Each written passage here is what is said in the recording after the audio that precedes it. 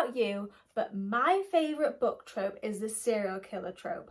Some people may say that that makes me a sicko, but hey, we like what we like. Today I have 15 of the best serial killer thriller books in my opinion, which I believe that you need to read. Whether you've watched my videos before or if you're new here, Emery's Crime here, your fellow crime thriller and mystery book lover, welcome to my YouTube channel.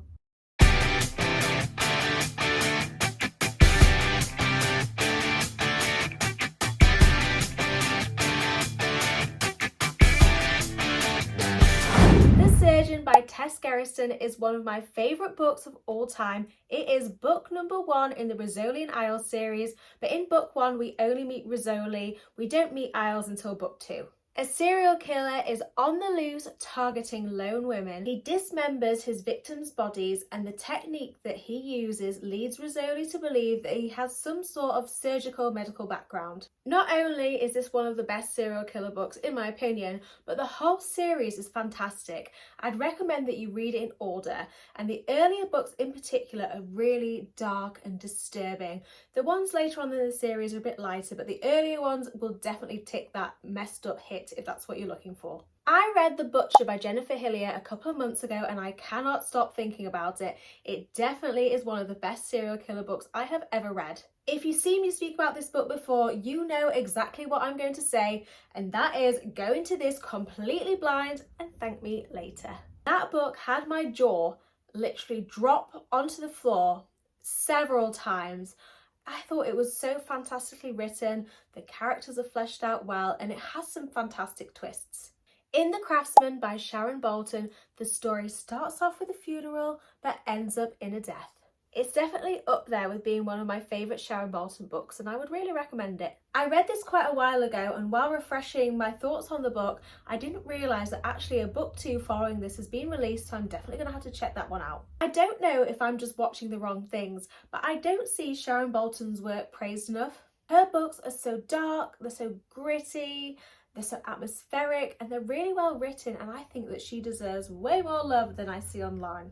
Caroline Mitchell is another underrated author in my opinion, and quite a lot of her books are actually available on Kindle Unlimited. Her D.I. Amy Winter series is fantastic, so the next book that I'm going to recommend to you is Truth and Lies. I would really recommend that you don't read the Amazon blurb for this because it contains major spoilers. Here is what I think you need to know. D.I. Amy Winter is hoping to follow in the footsteps of her highly respected policeman father. However, her world turns upside down when she receives a letter from Lillian Grimes, one half of a notorious serial killing duo.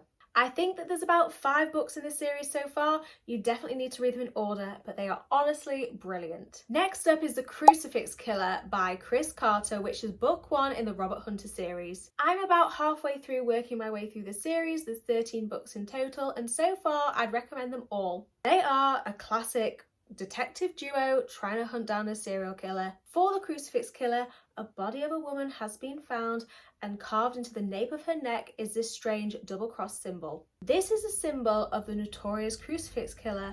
However, it can't possibly be the Crucifix Killer because he was caught and executed 2 years ago. Compared to all the other books I'm going to recommend to you today, Chris Carter's books take the gore to another level. They are not for the faint of heart. The books tend to be fairly chunky, about 500 pages long, but please don't let that put you off.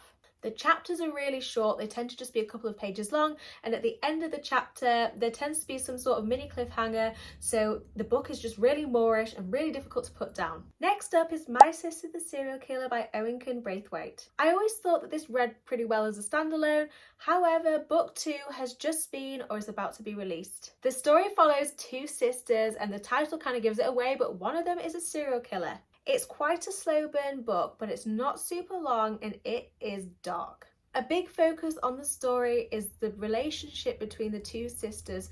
It's really interesting, and it's a book I read I think in 2020 and I think about it all the time. It was brilliant. Next up is The Mirror Man by Lars Kepler. Lars Kepler is actually a wife and husband duo. 5 years ago, Jenny Lind was abducted on her way home from school. In the present day, her lifeless body has been found hanging in a playground. There is no evidence and one witness. However, slight problem, they cannot remember what they saw. I was initially furious when I bought The Mirror Man.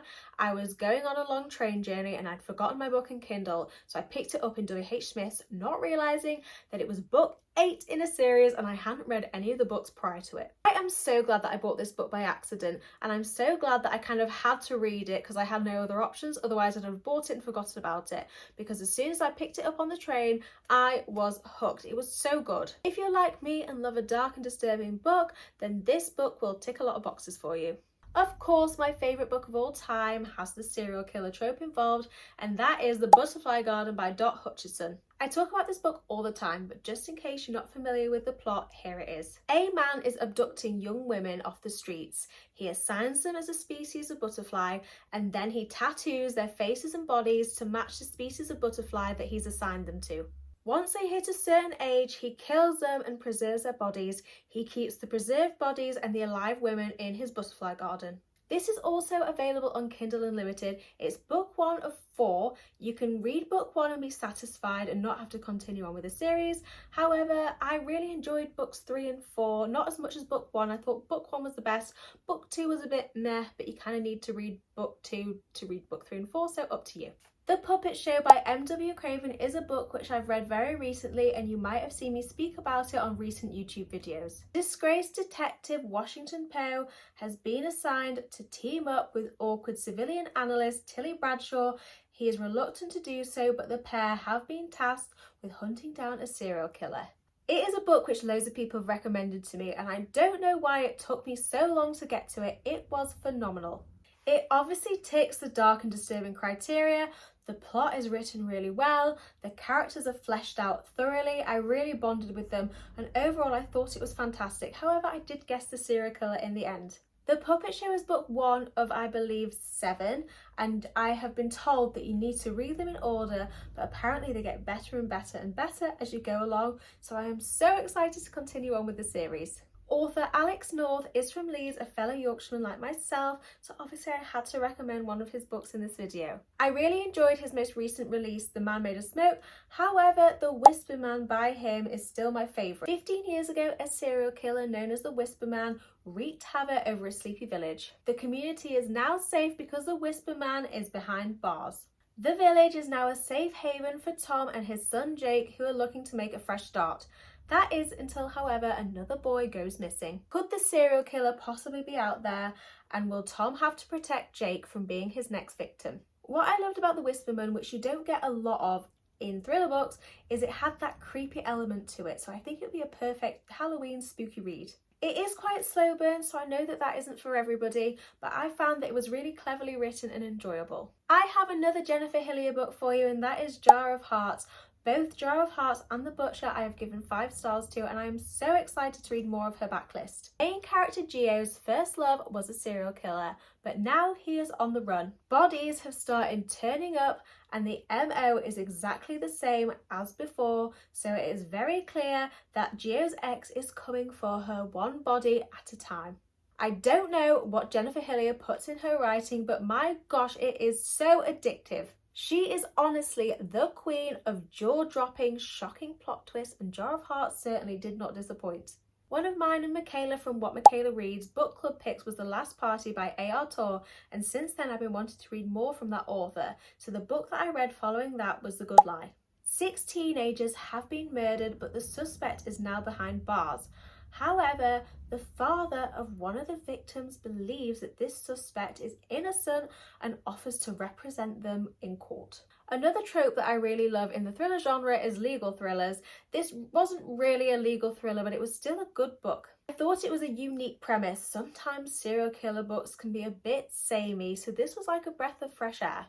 Now that I've enjoyed 2 books from this author, I really need to read more of hers. If you have any Torre recommendations, please let me know in the comments. We are 12 books down and 3 to go. We are 80% of the way through.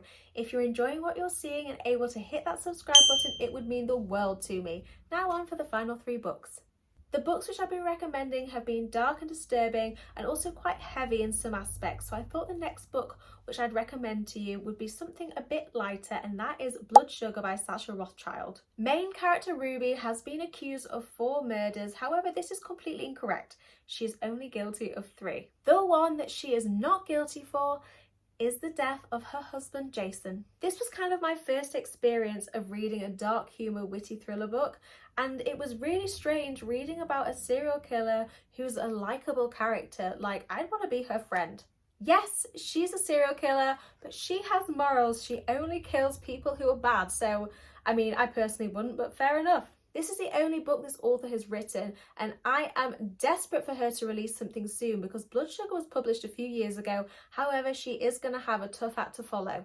It would be criminal to do a best serial killer thriller book video without including something by Karin. So today I'm going to recommend to you Blindsighted. This is book 1 in the Grant County series, and it was written in 2008, I believe. A girl is found in the local diner brutally murdered, and I mean, they don't write them like this anymore. It was awful, horrific. Sarah Linton, a medical examiner, finds this girl's body in the toilets. Jeffrey Tolliver, Sarah's ex-husband, is leading the investigation when a second victim is found. And then it becomes pretty clear that there is a violent, sexual, serial killer predator on the loose. I will warn you that this is not for the faint of heart. Some of the scenes in this are so gruesome, they rival the Chris Carter Robert Hunter series books. As this book is quite old, quite a lot of the technology is quite outdated, and at the time it did annoy me, but now I think about it, it was in keeping with the time period.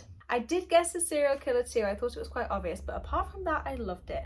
For my final book, I thought I'd end on a positive and give you another sort of light, dark humour, witty serial killer book, and that is Sweet Pea by C.J. Skuse. Rhiannon appears to be your average girl next door. She lives with her boyfriend, they have a dog, however, she has a killer secret. She has a kill list for every person that she wants to kill, and some of the reasonings as to why these people are on the list is so petty and hilarious. This story is funny, it's light, it's easy to read, but it's also really unhinged, and I'm really glad that I read it. I've not watched the TV series yet. I've kind of heard mixed reviews, but I'm definitely going to have to soon.